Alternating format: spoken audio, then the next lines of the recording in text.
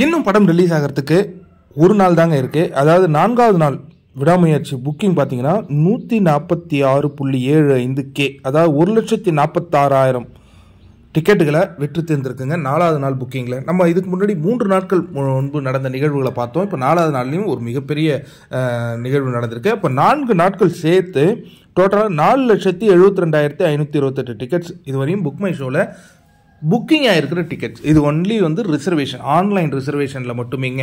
முதல் 4 நாட்கள், இன்றைக்கி 5வது நாள் புக்கிங் நிலவரமும் போயிட்டுருக்கு. அதனுடைய நிலவரம் என்னங்கிறதையும் நம்ம கண்டிப்பாக தொடர்ந்து பதிவு பண்ண போகிறோம்.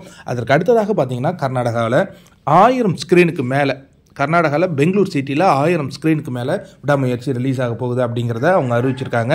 1000 ஸ்க்ரீனுக்கு மேலே ரிலீஸ் ஆகும் 12வது திரைப்படம் அப்படிங்கிற அந்த பெருமையும் விடாமுயற்சி பெற்றிருக்கு அப்படிங்கிறத நம்ம இந்த இடத்துல பதிவிட்டுப்போம்.